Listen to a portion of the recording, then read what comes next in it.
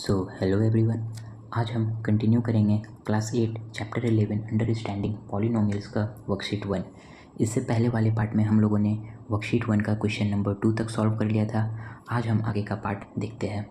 तो question number 3 है, find the measure of each angle of a regular octagon. तो ये क्या है कि ऑक्टागॉन का हर एक एंगल पता करना है, ईच एंगल का है। तो सबसे पहले यहाँ एक फिगर बना लिया है, ये रहा ऑक्टागॉन, और हमें ये मालूम होना चाहिए कि ऑक्टागॉन में कितना साइड्स होता है। तो ऑक्टागॉन में 8 साइड्स होता है, आप फिगर में काउंट कर सकते हैं। तो सबसे पहले हमें n लिखना होगा। तो n क्या है, n इज़ इक्वल टू 8 है। n मतलब कि नंबर ऑफ़ साइड्स क्या है, 8 है। तो हम n इज़ इक्वल टू 8 लिख दिया है। और हम फार्मूला जानते हैं क्या होता है, ईच एंगल का फार्मूला होता है n-2 मल्टीप्लाई में है 180 डिग्री डिवाइडेड बाय n। तो ये मेरा ईच एंगल पता चल गया, हर एक एंगल पता चल गया कि कितना होगा। इसी पे हम वैल्यू पुट कर देंगे। अपना n का वैल्यू क्या है, मेरा 8 है, तो 8 पुट कर देते हैं। तो यहाँ सबसे पहले लिख लेंगे 8 - 2 और मल्टीप्लाई में क्या रहेगा 180 और डिवाइडेड बाय n है, तो n में क्या रहेगा 8। और इसे जब सॉल्व करेंगे तो क्या हो गया 8 - 2 is equal to 6 multiply by 180 degree और डिवाइडेड बाय 8। अब इसे सॉल्व करते हैं तो 6 जो है ये सॉल्व होगा 2 का टेबल में 3 टाइम्स और 8 कट रहा है 2 का टेबल में 4 टाइम्स। 4 का टेबल में 180 आ जाता है, इसे सॉल्व करेंगे तो 45 टाइम्स में। और अब क्या करना है, 45 और 3 को मल्टीप्लाई करेंगे। तो जब 45 और 3 को मल्टीप्लाई करेंगे तो आंसर आ जाएगा 135 degree. 135 degree is the each angle of a regular octagon. हर एक एंगल जो होगा यहाँ से यहाँ जो है, ये मेरा एंगल है, ये एंगल है, ये सभी क्या हो जाएगा 135 डिग्री।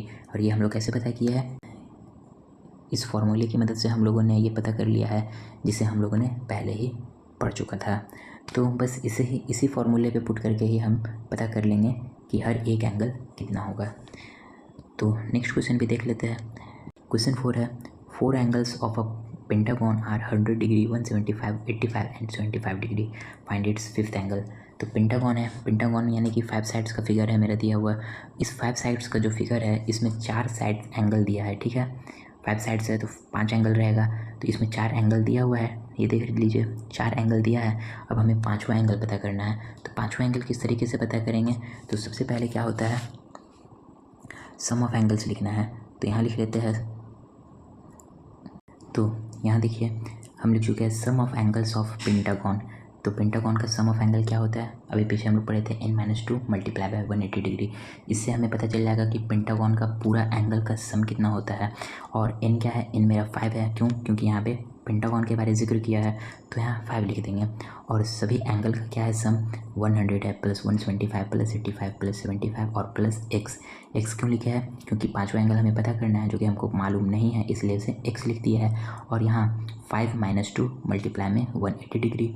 और जब इसे हम सॉल्व किए, इन चारों नंबर को जब सॉल्व किया तो आंसर आया 435, प्लस में x नहीं रहने दिए। और इसे सॉल्व किया, इस लाइन को जब हम सॉल्व किए तो आ गया 3 मल्टीप्लाई बाय 180 डिग्री, ठीक है। और अब क्या करना है, x हमें पता करना है, तो x को यहीं रहने दिए और ये जो 435 है इसे हम दूसरी तरफ भेज दिए। तो जब दूसरी तरफ भेज देंगे तो क्या हो जाएगा 540 माइनस 435। 540 कैसे आया, 3 का मल्टीप्लाई किया है 180 से, तो आ गया है 540 डिग्री, जिसमें से 435 का माइनस कर देंगे तो x इज इक्वल टू आ गया 105 डिग्री। तो इसका मतलब क्या हुआ, 5वां जो एंगल है, यहाँ जो 5वां एंगल पूछा था ये क्या है 105 डिग्री।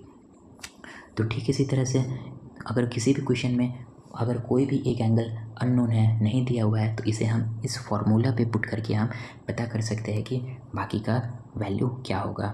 तो चलिए नेक्स्ट क्वेश्चन सॉल्व करते हैं। क्वेश्चन नंबर 5 है, find the measure of x in the given figure. ये जो फिगर दिया हुआ है इसमें x का वैल्यू पता करना है। ये देखिए यहाँ x है, इसका वैल्यू पता करना है। तो चलिए इसे भी सॉल्व करते हैं। हम जानते हैं कि इसमें सबसे पहला काम यही करना है कि यहाँ में sum of all the exterior angle.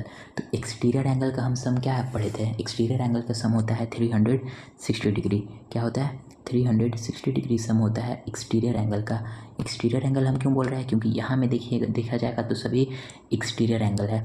ये 65 एक्सटीरियर है, 100 एक्सटीरियर है, 45 भी एक्सटीरियर है, एक्स भी एक्सटीरियर है और 40 भी एक्सटीरियर एंगल है।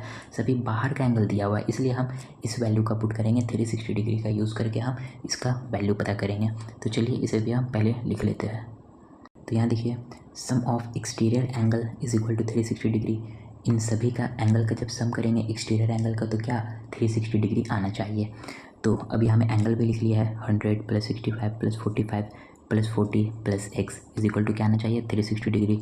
और जब इन चारों डिजिट का सम किए तो आंसर आ रहा है 250 + x लिखे है और इज इक्वल टू में 360। x हमें फाइंड आउट करना है, इसलिए 250 को दूसरी तरफ भेज दिया है। तो ये क्या लिखा गया, x इज इक्वल टू 360 - 250। और इसे जब फर्दर आगे हम और सॉल्व करेंगे तो x इज इक्वल टू आ गया 110। तो ये मालूम चल गया मेरा, यहाँ x का वैल्यू पता चल गया 110 डिग्री। तो अगर एक्सटीरियर एंगल कहेगा तो हम सिंपली 360 डिग्री पुट करके इसका वैल्यू पता कर देंगे और मेरा आंसर आ जाएगा। सो आई होप आप लोगों को वर्कशीट 1 समझ में आ चुका होगा।